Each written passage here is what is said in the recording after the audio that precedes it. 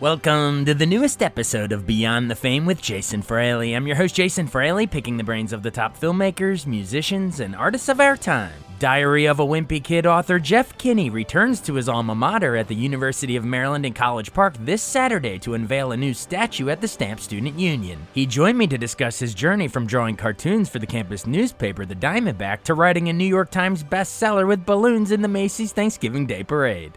Hey, Jeff Kinney. Hey, thanks so much for joining us on WTOP in DC. Oh, I'm excited to be on the air. This is very, very cool. Yeah, we're talking because you are coming to your alma mater, the University of Maryland, also my alma mater, by the way. Go Terps. Yes. But I'm excited to have you because you're coming for Maryland Day, right? Coming back to campus on April 29th. What's the deal? Is it like a meet and greet thing? Are you doing like a lecture? What do you got going on? Well, it's something really special. We're unveiling a statue of Greg Heffley, the Diary of a Wimpy Kid protagonist, my character, and it's going to live in the student union forever, hopefully. So it's really a cool honor, and I'm going to get to do the unveiling with Dr. Pines, with President Pines, and my son, Will, who's actually a sophomore at Maryland now.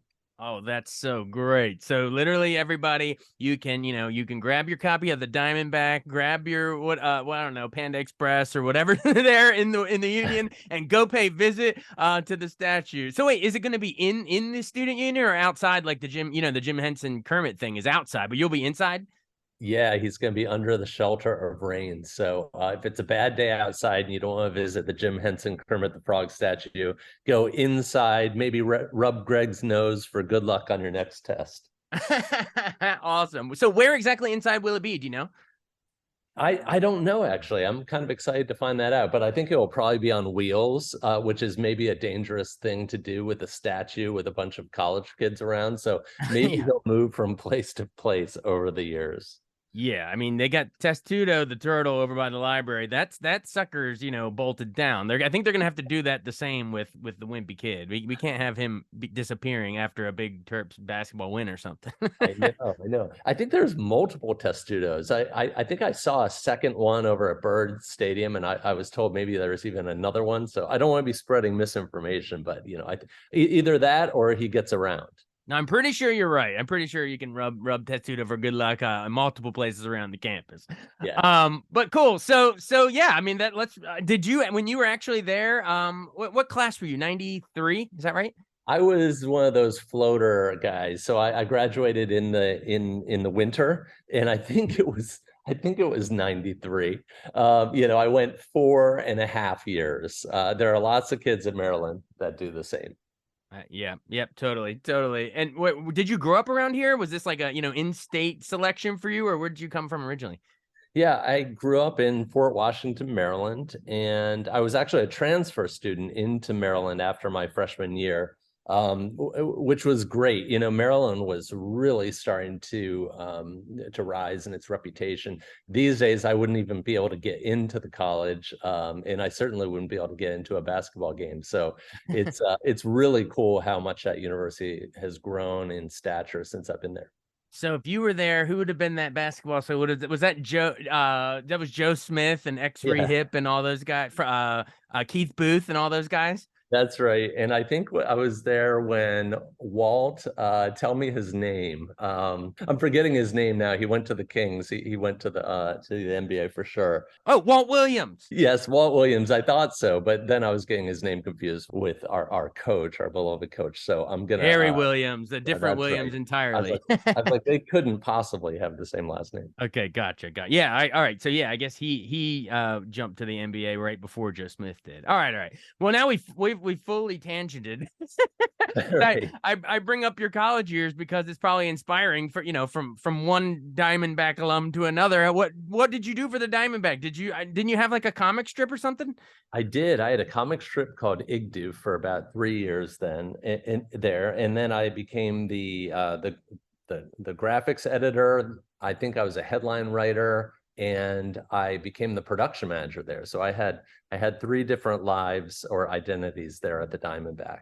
Was it still above like the was it the South Campus diner back then, or was it in a different building? Yeah, it was. And of course it was in print. And just I think about 2 years ago, they printed their last copy of the Diamondback, which was sad, of course, but they're changing with the times. And now I get the Diamondback daily in my inbox, which is really cool because it helps me stay connected with what's going on with the school and with my son's life. Oh yeah. Well, either way, in whatever form, in whatever medium, I'm glad that it's still there. And I guess WMUC, the college radio station, was right down the hall up on the same building there. So, That's right. um, Absolutely. awesome. All right. Well, then remind our listeners then how you then, after you graduated, after your 4.5 year, sir, how did you pivot out of that Diamondback comic strip to eventually write Diary of a Wimpy Kid? I mean, this thing's a phenomenon. How did it come about?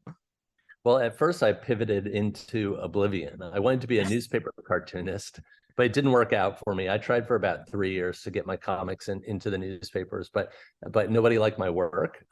So eventually I came up with this idea for Diary of a Wimpy Kid. I worked on it for a really long time, about 8 years, and finally brought a sample packet to New York Comic Con. An editor liked what I did, and that's how I got started as a published author. Awesome. And remind us how many books are in the series now? It's been going on for a while now.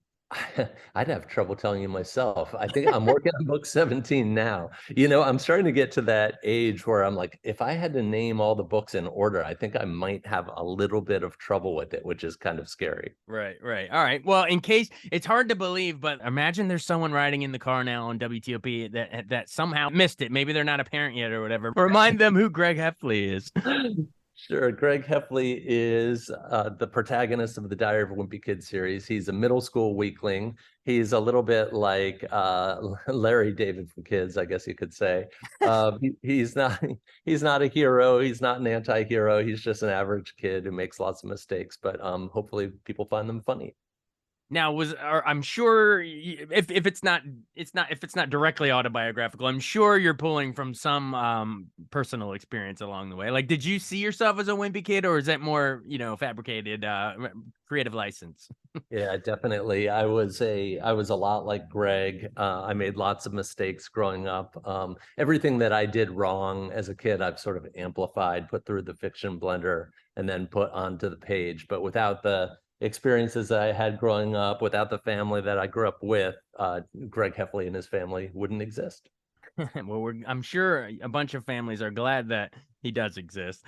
Tell me about just that first book when it blew up. I'm sure when you first wrote it, it probably was you probably evolved from just being ecstatic that you were able to publish a book to begin with, but then take me sort of into the moment that you realize, oh my gosh, this thing is selling like crazy and New York Times bestseller. Like, take me into the whirlwind of realizing, wow, this could probably be something I can milk out the rest of my career.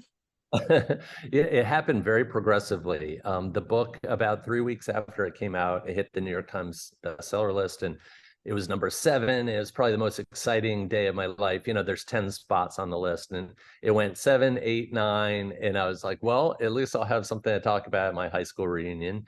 And then it kind of rebounded, and then over the year, it climbed up and eventually got to number 1. And then it's kind of gone for a really long time since. I think it's been on the bestseller list for about 800 weeks. So a good long time, a good number of years. So it's changed my life in innumerable ways. I've gotten to travel all over the world to 29 of the 69 countries where the books are published. I've gotten to meet presidents and entertainers, sports figures all over the world, which is really weird because I live in this little town called Plainville in Massachusetts now. And so it's a really small life that I live here, but then I get to have this big life too. Plainville, but a life that's anything but plain. That's right. I can't have you drop the phrase presidents without asking a follow-up and saying which presidents invited you. Were their kids, their first families, fans of Diary of a Wimpy Kid? I saw a picture years ago of the Obamas shopping on Independent Book Day, and they had a pile of books in their hands, and one of them was mine. In fact, that happened twice. So I got to meet the Obamas in the White House with my family, and just last week we got to meet President Biden and Dr. Jill Biden. So it's been pretty cool. This thing that I wrote has been a ticket or a key that's unlocked lots of different doors for me.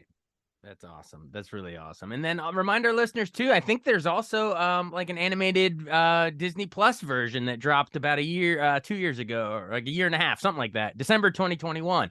How did that come about? Like did you pitch it to a studio? Did they come to you? I mean, with a hit book series like that, I mean, it's only a matter of time before it gets made, probably. But who approached who? Yeah, we made a few films. We made 4 live action films with Fox, and then Disney bought Fox, and Disney created Disney Plus, and they were looking for content. So we decided to reboot the series as an animated franchise, and we're releasing the 3rd of those movies this year, and hopefully we'll get to work on another one, and maybe even more than that. So it's really cool to be able to revisit my books and to write them for the screen, because it's a way of sort of taking what worked on the page, but then enhancing it and making it into a better story. So it's a real privilege to be in that position. Awesome. Now, obviously, the first book is probably the one that holds the most special place in your heart because it started the whole thing. But if you had to table that one, if you had to shelf that for a second, which of the follow-ups are you the most proud of? And I'm sure they all run together. But is there a particular one where you're like, I'm glad that I was afforded the chance to continue to go explore down this side plot kind of a deal? Yeah, there's a band in my book called Loaded Diaper, which is Roderick's band. That's Greg's older brother. And I just released a book called Diary of a Wimpy Kid, Diaper Overload. I'm sure my parents aren't proud of me for coming up with a title like that, but it's basically this is Spinal Tap for kids. I got to really explore the whole rock and roll genre, the touring genre, the show genre. So that was really fun. And it is a privilege to be in that position. I have so many books that I could really take the series in a different direction. Diaper Overload. Check it out, everybody. Awesome. And then I know you earlier, just for a slightly more deeper dive into the stories and the characters. I mean, earlier you said that, the main character was somewhat based on your own experience, but were there any side characters that were inspired by either friends or foes? Like, maybe, and you don't have to throw anyone under the bus. Maybe you can change, maybe you changed their names, Right. for the stories. But, were there any like bullies that this was your way to sort of pay them back? Obviously, and again, just you can speak in general. You can speak in general terms. Yeah, a lot of the characters, Greg's family members are like a twisted version of my own family members. And then I have Greg's friendship with his best friend Rowley is similar to my best friendship with my friend Ryan. So we had a lot of those same ideas, the lemonade stand type ideas, the idea of building a snowman that's like 45 feet tall. We had all these kind of crazy dreams and nothing ever really worked out, but that friendship is really based on our friendship. Awesome, awesome. Well, let's bring it full circle before we bow out here back to University of Maryland. Didn't you speak there? I guess you spoke there for the commencement like just a year ago. Is that right? What was that experience like? It was really exciting to have that opportunity to address the graduating student body. I'm not sure I really deserved to be up there. I was like a 2 point something GPA student when I was there. And what was really funny is I looked at the weather for that week and I was like, man, it's going to be like, what, 93 degrees or something like that. I was like, they are just going to be dying for me to wrap things up. So I delivered my speech at probably about 2 times the speed that I would have. But it was a real privilege, and it's been really nice to be embraced by the university, and to kind of come home in that way. Awesome. Do you remember, speaking of commencements, do you remember your commencement speakers when you were there? Because mine was, I guess Jim Vance did the local journalism school one, but then the big auditorium one at Comcast Center, Xfinity Center, whatever it's called now, was Carl freaking Bernstein. But do you remember yours? I don't remember her name, and like I said, I was one of those winter grads, so I think we Right. probably got a different type of speaker than you did, but it was but yeah, I remember some of her advice, and so I just don't remember her name. Well, either way, thank you so much for joining us, and I invite everyone to come out. Is it just for students, or is it like open to the public? This Maryland Day statue unveiling, do we know? Is it open for everybody? I think it's open for everyone, and I think I'm going to be signing books for about 250 people because I have to get on a plane to Bogota right after I'm done. So 250 people. Hopefully I'll get to meet you there in person. Now, I guess closing seconds. Now, once the statue is there, and so Greg is officially hanging out in the Stamp Student Union there. Yeah. What would he say to Kermit if they're like having, after campus closes down and goes quiet? Like, what would be the chatter that might be echoing down the hall between Kermit outside and Greg inside? Well, I'll put it to you this way. The first year the Greg Heffley balloon appeared in the Macy's Day Parade, he was right behind Kermit the Frog. And so he was staring into his rear end, which was, I think, it was an appropriate place for my statue to be behind Kermit. So I think maybe they'd talk about that.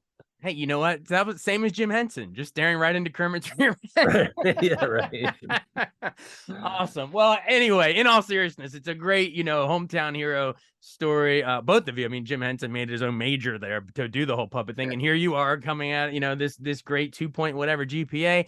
You made it happen, sir. I love it. Diary of a Wimpy Kid statue at Maryland Day on the 29th, April 29th. Everyone check it out. Jeff Kinney, this was so much fun. Thanks so much. I really appreciate you caring about this, and it's a real privilege to be on WTOP. All right. Thank you, sir. Appreciate it. All right. Take care. Thanks so much for listening to Beyond the Fame with Jason Fraley. Our theme music is Scott Buckley's Clarion. Remember to give us a 5-star rating if you like what you hear. We'll see you next time.